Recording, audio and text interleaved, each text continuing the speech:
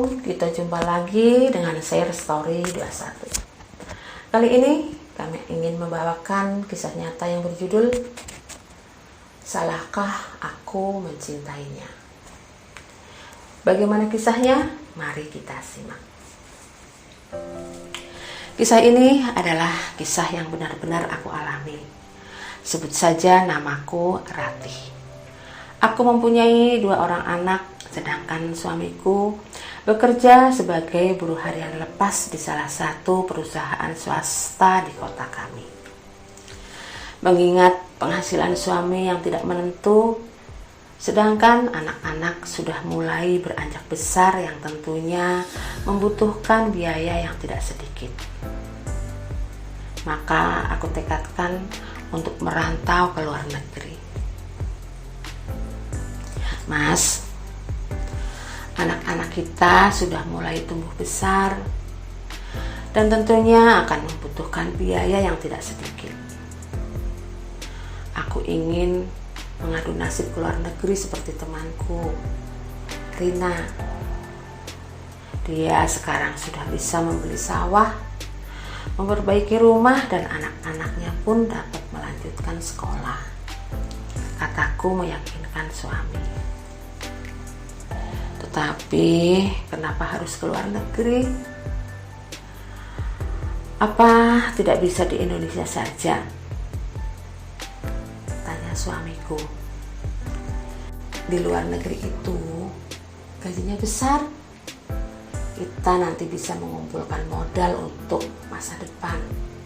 Kataku meyakinkan suamiku.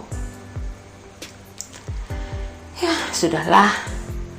Kalau itu memang sudah menjadi tekadmu, aku hanya bisa melepas keberangkatanmu dengan doa. Suamiku pun akhirnya mengizinkan aku pergi ke luar negeri walau dengan hati yang sangat berat. Setelah melalui beberapa proses, sampailah aku tiba di negeri tujuanku. Alhamdulillah, di sana aku mendapatkan majikan yang baik. Pekerjaanku di sana membantu pekerjaan rumah tangga pada umumnya. Jika malam hari, kugunakan waktu istirahatku dengan menelpon suami dan anak-anak sebagai pelepas rindu kepada keluarga di rumah. Selain itu juga, untuk mengisi waktu luang, aku pun aktif berselancar di salah satu sosial media yang ada. Dari sekian banyak teman di dunia maya, ada seorang pemuda yang menarik perhatianku. Sebut saja Yuda. Sepertinya orangnya sangat supel. Kulihat dari cara senyum dan tawanya begitu lepas seolah tak ada beban. Kami semakin akrab dan akhirnya kami saling video call tanpa rasa canggung, seolah-olah sudah pernah bertemu di dunia nyata. Dari hari ke hari hubungan kami makin akrab dan mulai menjurus ke urusan asmara. Aku sudah berterus terang kalau sudah punya anak dan suami. Tetapi dia tak keberatan, meski usia kami juga terpaut sangat jauh. Dia beralasan merasa sangat nyaman bila mengobrol denganku, bisa terbuka dan tidak ada rahasia. Jurus-jurus rayuannya pun sering dia lontarkan dan membuat aku mabuk kebayang. Aku pun merasa mulai benar-benar jatuh cinta padanya. Bagaimana tidak? Aku yang merasa sudah tua dan berumur bisa ada yang suka, yang ganteng, yang pastinya jadi incaran gadis-gadis muda. Hubungan kami sangat intensif. Tiada hari tanpa video call atau telepon. Biasanya kami melakukan setelah aku video call dengan anak-anak dan suamiku. Hingga pada suatu malam setelah kurang lebih 1 minggu tak ada kabar beritanya, dia pun menelpon. Hatiku berbunga-bunga bagai gadis remaja yang sedang jatuh cinta. Hai sayang, Maaf ya, baru bisa telepon nih, katanya. Ya ampun, kemana saja sih?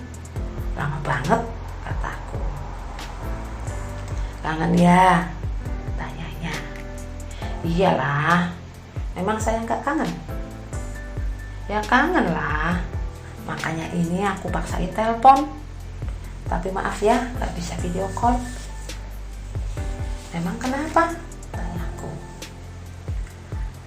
Ini aku pakai HP jadul. Yang kemarin rusak, jatuh, jawabnya. Beliin dong, ujarnya. Mendengar suara rengekannya, aku serasa dihipnotis.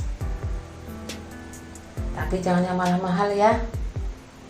Tak kasih 3 juta, nanti kurangnya tambahin sendiri kalau kamu mau yang bagus, kataku. Ih, terima kasih ya sayang ya, katanya. Sejak saat itu mulailah dia dengan permintaan-permintaan yang lain dengan berbagai alasan. Dan anehnya lagi, aku dengan gampang menuruti semua kemauannya. Uang gaji aku kirim ke kampung, sedangkan uang bonus aku pakai untuk memanjakan pacar dunia mayaku. Pada suatu hari, anak sulungku menelpon. "Mah, aku sudah mau lulus SMA. Aku setelah lulus ingin kuliah, Mah," kata anakku. Ya Allah, di situ aku baru sadar. Aku terhentak kaget. Ternyata anakku ingin sekolah yang lebih tinggi lagi. Kenapa aku tidak berpikir sampai di situ? Gimana, Mah? Boleh nggak? Tetapi biayanya mahal, apalagi kalau di swasta, katanya. Ya Allah, kenapa baru aku tersadar? Kenapa aku harus buang-buang uang yang tidak jelas cenderungannya? Kenapa tidak terpikir dengan anakku? Tapi anehnya, kalau Yuda telepon dan mengeluarkan rayuannya, aku tak sanggup untuk menolak apapun permintaannya, apapun maunya. Hatiku benar-benar dibutakan oleh cinta. Bagaimana ini? Kenapa susah sekali untuk lepas darinya? Mesti tahu itu dosa, tetapi kenapa aku senang melakukannya? Padahal aku tahu tidak boleh aku lakukan. Salahkah dan dosakah bila aku mencintainya, mengharapkannya?